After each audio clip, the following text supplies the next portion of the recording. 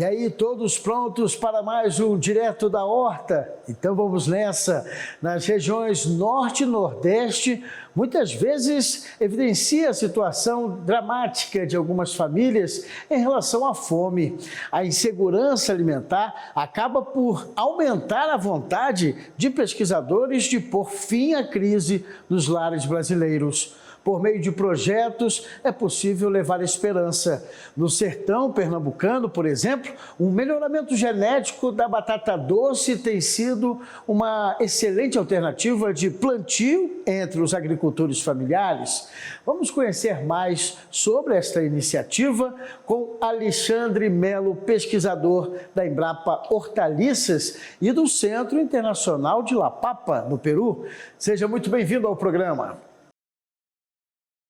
Eu que agradeço o convite. Muito obrigado. Aí, Alexandre, a gente sabe que a batata doce ela é rica em vários nutrientes. A gente, durante o programa, vai conversar sobre essa riqueza nutricional desse tubérculo. Mas, nesse início, eu acho que é importante a gente salientar o quanto ela tem de propriedade no plantio, o quanto ela facilita a vida do agricultor em alguns momentos, né? Nesse caso, os pequenos agricultores, a ideia do projeto é justamente levar uma alternativa para os agricultores familiares, como uma fonte de renda, mas também de alimentação, né? Correto. A batata doce, em geral, é uma raiz, né, que é muito utilizada no Brasil, em várias regiões. Grande parte dos municípios do país planta a batata doce, tanto em pequena escala como em grande escala também, numa área comercial bastante grande. E ela é uma cultura que é muito utilizada principalmente em situações de desastre também em outros países, justamente por ter uma propagação muito rápida e muito fácil, né? Então, ela basicamente, se a gente comparar com outros cultivos similares, como a batata ou a mandioca, ela tem um ciclo mais curto, tem uma produtividade boa e exige muitas vezes a questão nutricional muito menos que esses outros cultivos, né? Então, por isso que ela é tão comum, não só no Brasil, mas em vários outros países também, né? Aí, nesse caso, Alexandre, o desenvolvimento, então, das raízes, parece que obedece 3 fases, né? Quais seriam? Ela, principalmente, no caso, ela tem a primeira fase após o plantio da rama, né? Diferente da batata, por exemplo, a batata doce, prioritariamente, ela é plantada na forma de rama. Então, a primeira fase seria o plantio dessa rama, depois ela se diferencia as raízes para o crescimento inicial, e a terceira fase seria, no caso, a formação de uma raiz de armazenamento, que é a raiz propriamente dita, que é o que é vendido comercialmente, né? No Brasil, grande parte dos produtores, se a gente desconsiderar a região sul, né, utiliza a rama praticamente o ano inteiro, e na região sul, muitas vezes, os produtores guardam as raízes de um ano para o outro, para elas brotarem e daí usar esse material para novamente ser plantado. Então, essa no caso, particularmente do nosso país, essa é uma diferença bastante grande em relação a países de regiões mais temperadas, como os Estados Unidos, por exemplo, que particularmente só fazem um ciclo do cultivo. Então, eles plantam esse material através de raízes que foram guardadas no ano anterior e para aí fazer esse plantio, né? Do ponto de vista prático, a gente ganha uma versatilidade muito grande, porque tem batata doce o ano inteiro, mas do ponto de vista de manejo, isso causa um problema bastante grande, porque a gente tem que, muitas vezes, tá pulverizando mais ou preocupando mais com a forma de cultivar, porque a incidência de pragas é muito grande, né? Então, como a batata... esse é um outro ponto interessante de se mencionar, porque a batata, assim como a batata doce e a batata, elas são cultivos clonais, quer dizer, você usa a própria raiz, o filho, ou uma planta que vai se originar dessa batata é exatamente igual a ela. Então, isso caracteriza uma agilidade no processo, mas ao mesmo tempo aumenta a contaminação, principalmente por vírus desses materiais. Então, o cuidado que o produtor tem que ter no manejo nesse sentido é um pouco maior para assegurar que a produtividade não diminua ao longo dos anos. Alexandre, a gente também está falando de uma variedade da Embrapa que tem feito sucesso entre os agricultores, né? Que ela tem uma polpa, vamos dizer, avermelhada, aliás, alaranjada, né? Que inclusive estão chamando de cor de cenoura. Isso, essa variedade, essa cultivar nova, ela chama CIP BRS Nut, e ela tem uma polpa de laranja bem intenso. E esse é um aspecto interessante, porque a batata doce em si, ela se origina aqui da região das Américas, né? E ela tem, por essa um eixo de adaptação muito grande em termos de temperatura, existem vários pontos de diversificação da batata doce no mundo. No caso do Brasil, já tinha antes batata doces de polpa laranja, mas a gente não tem muito costume de comer. Então, se a gente vê na região centro-oeste, sudeste, tem uma preferência maior por raízes de polpa branca, amarelada com pele roxa. Região nordeste, muitas vezes, tem alguns lugares específicos ali que preferem aquele material com pele branca. E a batata laranja existiu, mas sempre num consumo mais reduzido, né? Então, o que a Embrapa fez desde 2012 foi fazer um trabalho no intento de aumentar o valor nutricional dos alimentos através de que a gente chama de uma cesta de materiais, e dentre desses materiais está a batata doce. Então, como a gente não tinha batata doce comercial de polpa laranja, a gente inicialmente fez um trabalho trazendo uma variedade americana, que chama Beauregard, uma variedade altamente produtiva, muito mais produtiva do que as variedades que a gente tinha no Brasil, mas que tem uma quantidade de matéria seca, aquilo que a gente percebe na hora que come, né, que é uma coisa mais mole, bem mais baixa do que o material do Brasil. Então, por exemplo, a batata doce Beauregard tem em torno de 23% de matéria seca, enquanto que as do Brasil, em geral, tem acima de 27%. Então, a gente tem aquela sensação de que quando come uma batata doce no Brasil, ela dá aquela pega no céu da boca, né? Aquela consistência mais arenosa que muita gente prefere. A gente está mais acostumado a esse paladar, né?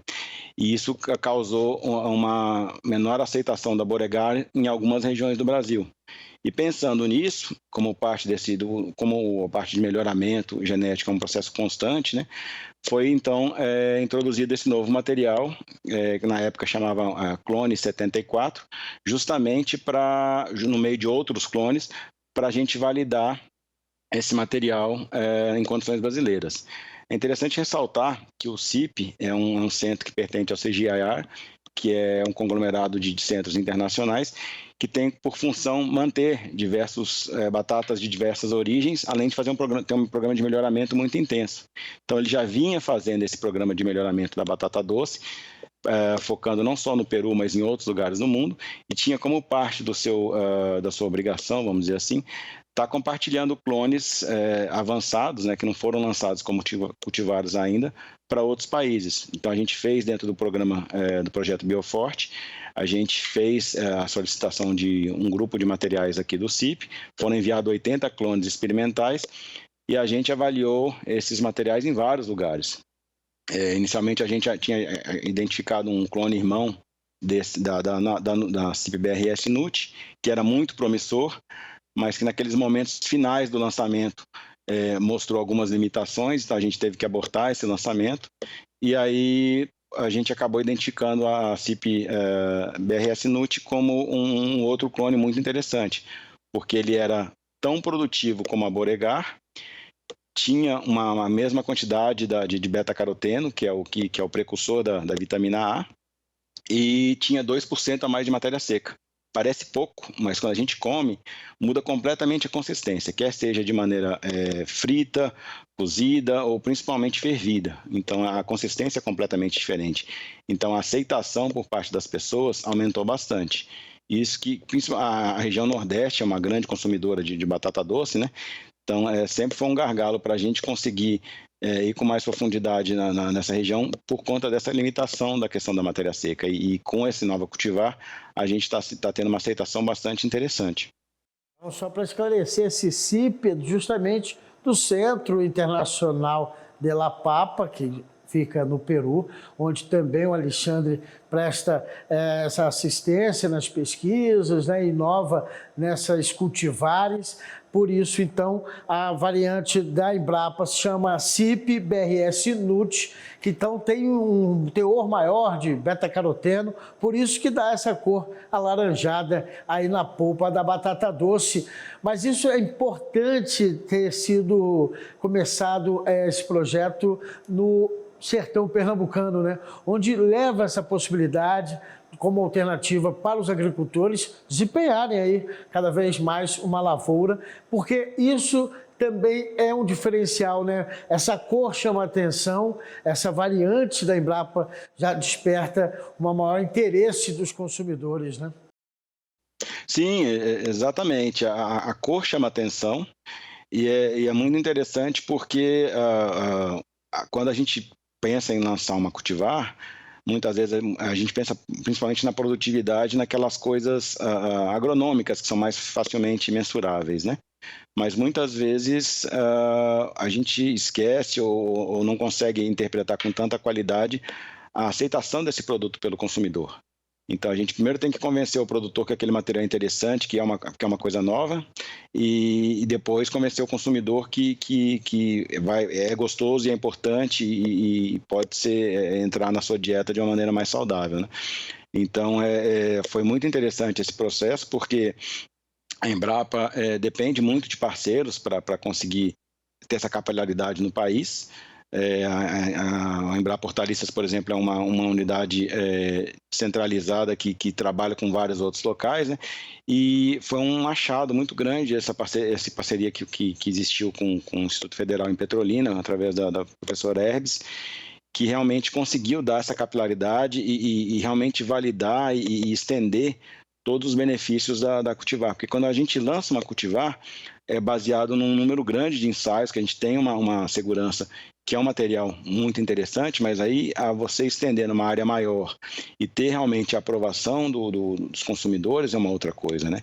Então, para a gente foi muito interessante realmente ver a dimensão que esse projeto tomou, porque ele atingiu um número muito grande de pessoas e a gente teve uma retroalimentação muito positiva por parte dos produtores, não só da produtividade, mas também como da questão da aceitação da qualidade da raiz, né? Porque é uma coisa completamente nova, de repente você chega no mercado e vê um material que não existia, mas como assim uma batata doce dessa cor, entendeu? E é interessante porque muita gente que não gosta de batata doce acaba gostando dessa batata doce porque ela tem sim um sabor diferente, né? A questão dos alimentos processados feitos com ela muda completamente a questão da aceitação da aparência, né? E uma coisa que você informou que é muito interessante é realmente a questão do nome, né? O CIP-BRS-NUT veio justamente com esse objetivo de mostrar a união das instituições em fazer uma coisa conjunta, quer dizer, não tem por que a Embrapa naquele momento, que quando surgiu esse material não tinha um programa de melhoramento formado de batata doce, não tinha por que começar uma coisa do zero se já tinha coisas em andamento, né? Então foi uma coisa muito interessante e tanto para o CIP como para a Embrapa Hortaliças foi um resultado muito positivo.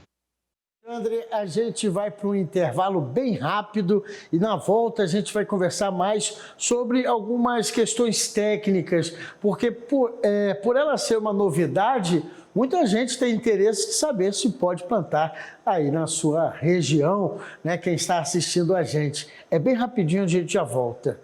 E você aguenta aí, porque é muito ligeiro. Estaremos de volta com o Direto da Horta e o Alexandre Melo dando mais dicas de como cultivar a batata doce com polpa alaranjada. Eu volto já.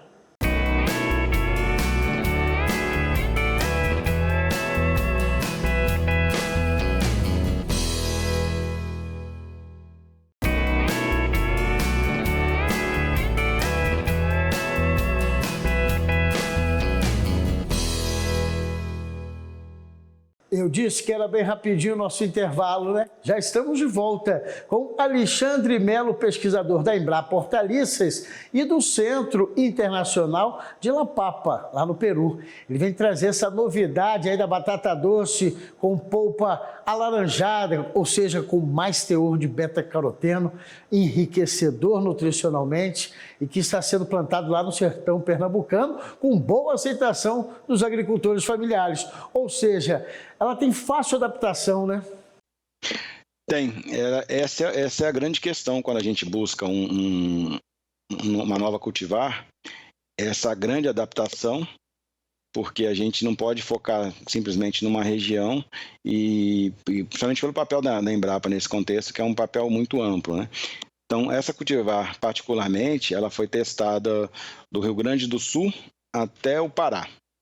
E no Pará foi muito interessante, porque é uma região com muita chuva, né, um calor muito intenso. Então a gente fez, inclusive, lá três campanhas, né, 3 plantios diferentes, em épocas diferentes, para pegar um ano inteiro para poder ver essa diversidade. Então também foi plantado no Piauí, agora em Petrolina, que é uma região muito mais seca, né? Em Brasília foram vários experimentos, justamente para poder pegar desde aquele produtor mais tecnificado, quer dizer, que consegue dar todo aquele aporte necessário de irrigação, adubação, com um solo mais arenoso, até aquele produtor menor, com menos possibilidade de uso desses insumos, solos desde o mais arenoso até o mais argiloso, de 150 metros de altitude até 1.000 metros de altitude. Então a gente tentou buscar toda essa diversificação, com irrigação, sem irrigação, para justamente ver até que ponto ela ia, principalmente comparando a questão da produtividade e da estabilidade do beta-caroteno. Porque um foco do programa Bioforte sempre foi lançar novas cultivares com um teor dentro de um limite que era aceitável para a gente, mínimo, né?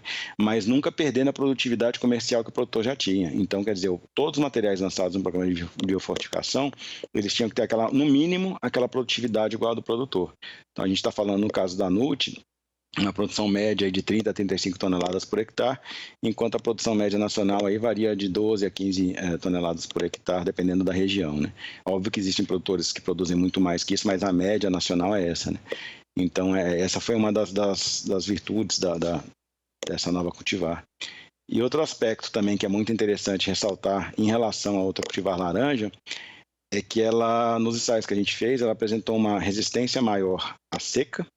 Então, ela aguenta melhor a escassez hídrica em muitas circunstâncias, e também resistência a nematóides, que é um problema muito grave que a gente tem em algumas regiões. E uma coisa, pensando mais no produtor de mudas, ela tem uma muda mais interessante do que a outra batata de polpa laranja, porque ela possui uma rama mais grossa e mais vigorosa. Então, ela cresce mais rápido, cobre melhor o solo, exige menos capina, menos uso de herbicida, e também, para o produtor de muda, permite uma produção de muda mais rápida e com custo menor. Então, é todo um pacote que a gente tem que pensar quando vai lançar uma cultivar, e isso, na verdade, eu acho que são as coisas que mais justificam a boa implementação na região Nordeste. Aí, esse programa de biofortificação dos alimentos, né, que é encabeçado, promovido pela Embrapa também, junto com outros institutos.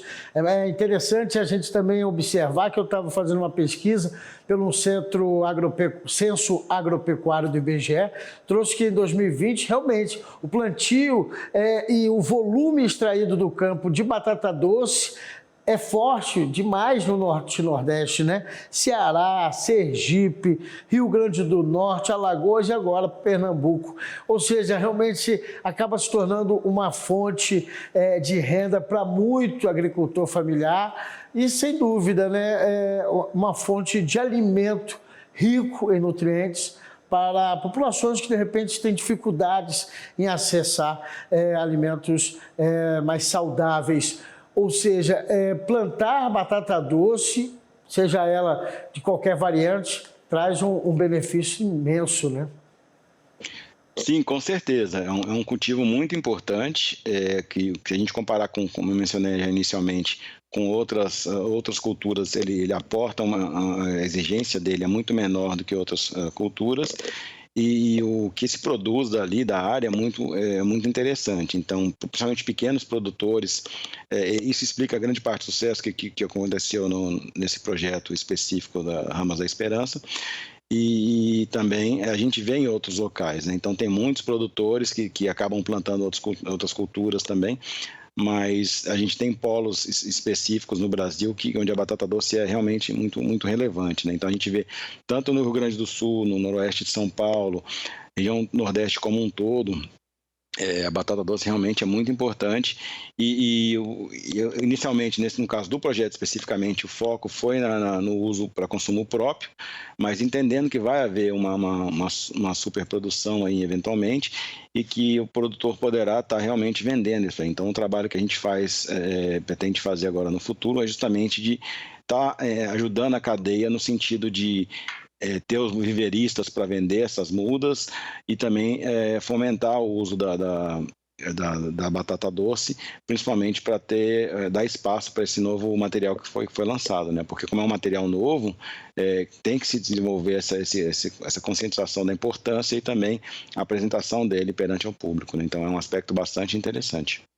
E Alexandre, para justamente despertar esse interesse no produtor, vamos dizer assim, em embarcar nesse plantio, é justamente essa questão comercial que pode atrair muito. E nisso, essa batata doce, ela traz uma especificidade que é o tamanho, né, o peso. Isso colabora muito para que ele seja comercializado, né? Então, assim, proporcionalmente, o que é interessante desse material em relação aos materiais do Brasil, que já existem no Brasil, é que ela tem no Brasil, principalmente, a gente tem uma batata doce um pouco mais alongada, né? Nas condições normais de desenvolvimento da raiz da batata doce, ela é uma raiz um pouco mais alongada. Se você coloca ela num solo um pouco mais argiloso, ela tende a encurtar um pouco, eventualmente fica até redonda se tiver um solo muito compactado, mas uma condição natural alongada. Essa batata já tem uma forma mais elíptica, né? Então ela não é tão comprida como as outras batatas, então dá um formato até mais bonito. Quando a condição é ideal de solo, e comparando com outras peles de batata, ela tem uma cor de pele mais bonita também. Então ela realmente desperta esse tamanho a forma dela é diferente da batata tradicional, né? Então, uma coisa que a gente tem observado que o ciclo de crescimento dela em relação a outras é muito diferente, às vezes ela pode ser um pouco mais curto, né? Então, no Nordeste, por exemplo, o professor Edson tem conseguido colher com 90 a 110 dias, dependendo da época. Em outras regiões, esse ciclo vai para 120, 140 dias. Então, o ciclo diminui um pouco, mas o manejo em si dela é muito parecido com as outras, né? Para justamente facilitar a adoção por parte do produtor. E, na verdade, essa é uma grande vantagem, porque se a gente cria um material completamente diferente, a adaptação para o produtor fica mais difícil, né? Então, a gente trabalhou dentro desses ensaios de validação, diferentes espaçamentos, colheita manual, colheita mecânica, em todos eles, essa cultivar em específico saiu muito bem. Então, mostra essa grande adaptação dela e o que permite que vários produtores utilizem de maneira tradicional, entendeu? Sem nenhum tipo de adaptação maior em relação a outros cultivares que eles já utilizam, né? E outro aspecto muito interessante é a questão de ser um material já que pode ser adquirido de forma livre de vírus, né? Porque grande parte da cadeia produtiva da batata doce ainda depende de materiais de um produtor vizinho, sem necessariamente ter uma origem conhecida. Então, quando a gente formaliza a cadeia, tem produtores viveristas credenciados para estarem comercializando essas mudas, os produtores podem comprar um material que sabidamente é livre de vírus, que vai garantir a produtividade deles maior por um período mais longo e vai permitir, inclusive, identificar esse material, né? Porque hoje em dia, na batata doce, em muitos casos, a gente tem aquele problema ainda, que cada batata doce é uma experiência diferente, né? Porque às vezes você compra uma roxa com pele branca achando que é uma coisa e quando você vai fazer não é bem aquela batata doce, é outra. E no caso dessa batata laranja, existe, como ela tem um conhecimento prévio da origem dela, fica mais fácil do produtor estar, inclusive, fazendo uma rastreabilidade melhor, está indicando isso na sua embalagem. A gente já vê em alguns estados brasileiros a comercialização de batata doce laranja, não necessariamente só da NUT, com a identificação do que é, do fato de ser biofortificada. Isso tudo facilita a aceitação e o conhecimento por parte das pessoas, né? Então, não é uma mudança só da batata doce, mas da maneira geral de como apresentá-la e até de como consumi-la, né? Então, isso ajuda bastante uma mudança no mercado como um todo. A gente trazendo essa novidade para você que esteja aí no Norte e Nordeste, mas lembrando que ela tem uma boa adaptação, a economia também de recursos hídricos, porque ela é mais resistente também em solos, vamos dizer assim, fracos, né? Mas ela vinga e levando aí quase 3 meses para ter o desenvolvimento adequado, já vai ter um resultado muito bom. Lembrando que interessados aí também no comércio, né? No caso de consumidores, através dessa CIP-BRS NUT, a batata doce da polpa alaranjada. Quero muito agradecer a participação do Alexandre Melo, pesquisador da Embrapa Hortaliças, que também faz pesquisas no Centro Internacional de La Papa, no Peru, por isso o nome CIP, dessa variável sendo anunciada pela Embrapa. Muito agradecido, então, até uma próxima oportunidade para a gente trazer cada vez mais experimentos aqui no nosso Direto da Horta. Muito obrigado, foi um prazer conversar com você. Certeza que você também gostou. Se quiser indicar para algum conhecido, o programa está disponível nas nossas redes sociais. E até o próximo Direto da Horta.